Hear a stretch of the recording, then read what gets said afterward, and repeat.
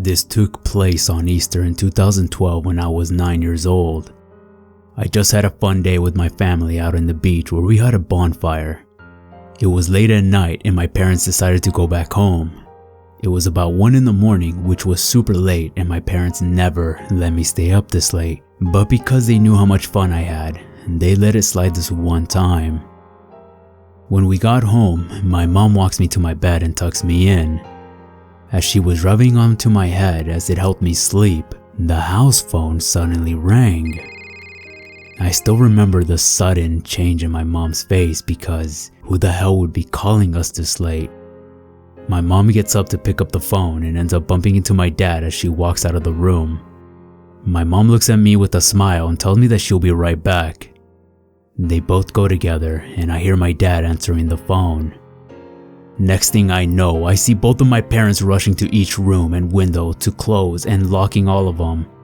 My dad came into my room and said that I'll be sleeping in their bed tonight. He said to not worry and still gave me a smile when he picked me up.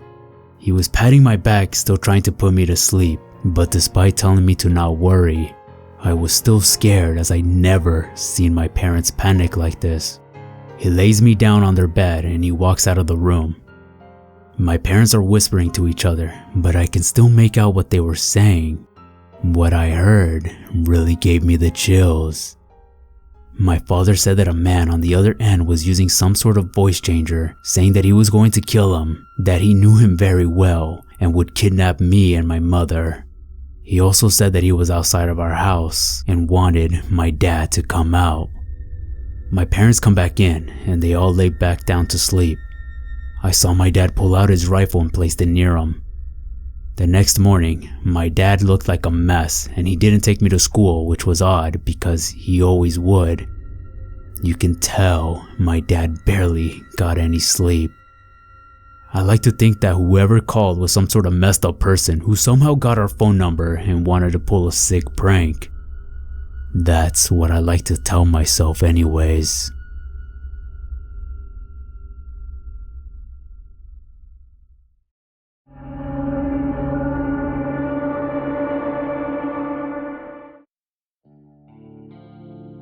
This happened when I just got out of a relationship with a guy who looked amazing but would constantly steal my money that I kept in a box right under my dresser, and he would throw parties when I was working 8-hour shifts trying to pay the bills. I don't know why I let it happen. I was thinking I had no right to complain, but really, my self-esteem was so low and I was desperate trying to make this work as I thought my life would be worse being single. When I realized I had enough, I called it off and moved back with my grandma. I loved living with her as she spoiled me. While living with her, I got in touch with an old friend that I haven't seen in years. His name is Drew and we knew each other since the first grade. I invited him over and he came by, so we hung out in my backyard late afternoon. I told him about how my ex-boyfriend behaved like a child, which got him to ask me if I was seeing anyone recently. It's only been a few months since I left that leech of a bastard, so I tell him no, and that I'm not really seeking out to meet or date anyone. Drew goes on to say that he has a best friend that thought that would be perfect for me, and he can introduce me to him today. I laughed, but I told him I doubt it as I felt like a mess due to the previous relationship, but he insists that this guy is the one. I wasn't in the mood for this, but Drew wouldn't try to do me dirty, so I agreed. I get up and told my grandma I was going to be heading out with Drew. As he drives me to introduce me to his friend, he continues to go on how great of a guy he is and that he was madly in love with me when we were younger. He hasn't even told me the name of this guy, so I asked him and he said that his name is William, who was this younger guy who used to follow me around. I told him that I thought William was younger than us as he was shorter than me. Drew doesn't acknowledge anything that I said as he was on the phone calling William, and when he picks up, he passes the phone to me to make me talk to him. I introduce myself and we talk for about a minute or two. He seemed really nice and sweet, but a bit airheaded. We arrived to his house and to my surprise, he wasn't as short as I recalled. He was very well off in life and was only younger than me by 1 year. He had an amazing job and home. I had a huge smile to meet someone who I thought was already a complete opposite as my ex, so now I'm feeling lucky that Drew introduced this guy to me. I shouldn't have doubted him. Call me dumb, but after hanging out a lot with William, we started dating after 1 month. He had a lot of money and would buy me a lot of gifts such as jewelry or dresses, but I couldn't accept them. It was nice at first, but don't get me wrong, it didn't feel right. He looks at me and tells me that I'm his best and only girl and that I deserve everything in the world. In the end, it doesn't matter if I accepted them or not, as he would place them in my car or inside my purse when I wasn't looking. He also wouldn't stop calling me and wanted to talk for hours the moment I left his house. Eventually, he introduces me to his entire family just 1 week after we started dating. I thought it was a bit odd, as I usually don't introduce my partners to my family unless we've been together for at least a year. But whatever, maybe he just took me that seriously and wanted to show me off to his parents. When I met his mother, I quickly learned that he didn't own that house. She did, and that he lives with her. I also learned that he didn't have a good job. He said that he owned some company, but in reality, he just worked some side jobs with his father. I was shocked and completely speechless. Worst of all, he lied about his age as well. I was 26 at the time, so he said he was 25, but in reality, he was 18. He turned 18 the day we started dating, which means when I met him, he was legally a child. I felt my head started to spin and had to sit down for a bit.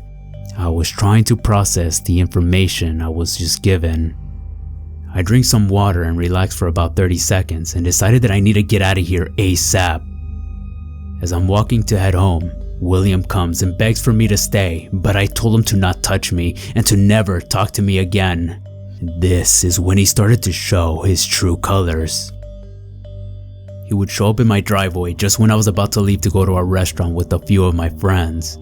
Drew drove him to my house, and he starts to tell me that I need to go back with him and not leave him over some small lies.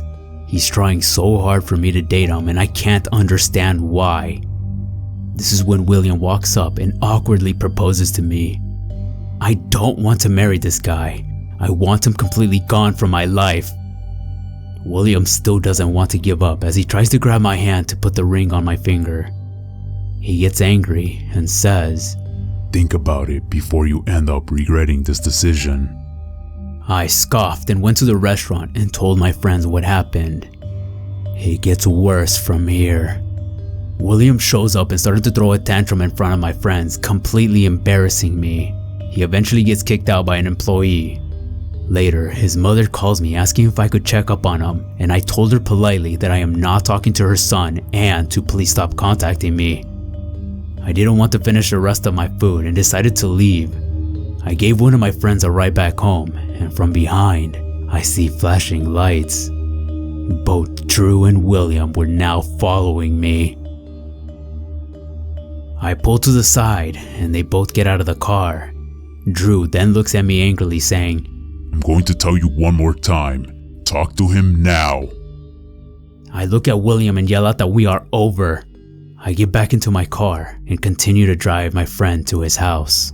They didn't follow us this time and spent the next few nights at my friend's place. Within the next few days, I get back home and I had so many missed calls from William, and my grandma says that she received a lot of calls from the house phone.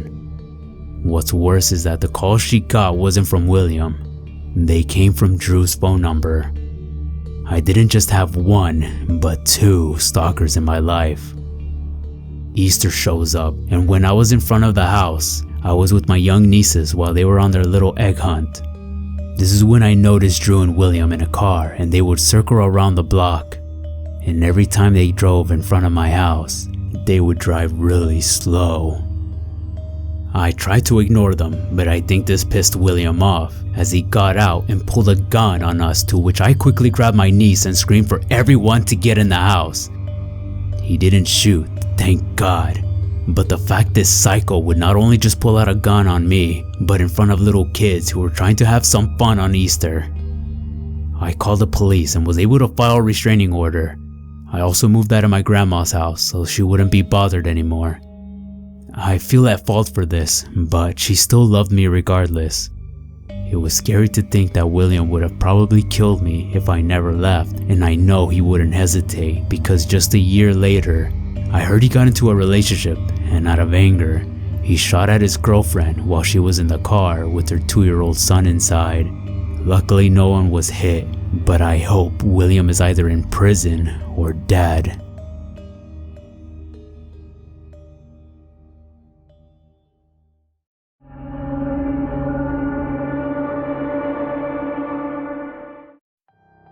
So during the Easter weekend, my parents, sister, and I went to go see an uncle of mine when I was 13. He has a really big backyard with lots of garden and a pool.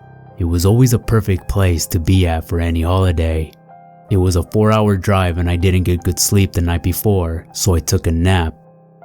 When I woke up, we arrived, but I was still very tired. I could barely walk and wasn't in a great mood. One thing that was certain was that I wasn't in the mood to talk, so I just quickly greeted my uncle and aunt and went to lay on the couch. I'm someone who has trouble falling back asleep. If someone wakes me up, it's almost difficult to fall back asleep. I'm curled up in the couch so I don't end up taking too much space, and I don't know how to explain it, but I was asleep but also fully aware of my surrounding. Soon, I was able to feel someone sitting on the couch next to me. I heard a deep voice and could immediately tell it was my uncle. I didn't think it was weird for him to sit next to me while I was asleep. After all, it is his house, and I was the one who decided to sleep on the couch without asking if I could. But there's one detail that makes this whole thing really weird. You see, he had 2 other couches that could fit 4 people each, but he instead decides to sit on the couch that I'm in. Not only that, but in the middle seat closest to me. But again, at the time, I didn't realize that. I then felt a hand gently placed on my thigh. I wasn't fully awake to get up and stop it. To be honest, I was also really scared. I'm a small girl and my uncle is a pretty big man. Everybody was sitting in the backyard, so to no surprise, nobody was aware what my uncle was doing. I don't know how long this lasted, but when I fully woke up, he was gone. I quickly went to my dad and told him what had happened, and you can imagine how furious my father was. He got up and started storming into the house, but I grabbed his hand to stop him. I was scared because what if I just imagined it, or what if I did something that caused them to do such thing?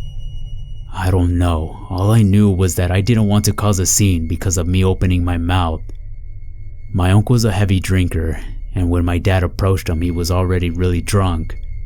He was slurring his words a bit already, so when my dad went up to my aunt to tell her what happened, she went to go talk to my uncle. However, because of how drunk he was, she decided to wait and tell him later. The rest of the weekend sucked. My mom wasn't aware of the situation, but my dad obviously was. He said this would be the last time that we're ever coming here. He didn't want to confront my uncle as my dad knew he was going to beat the living hell out of him and told me and my sister to stay next to him at all times. He wanted my mom to have a good weekend, and during the daytimes, my father, sister, and I would all go out together. We would spend most of the day outside of the house and only come back till it's getting dark, only to get home, stay in our rooms, and sleep.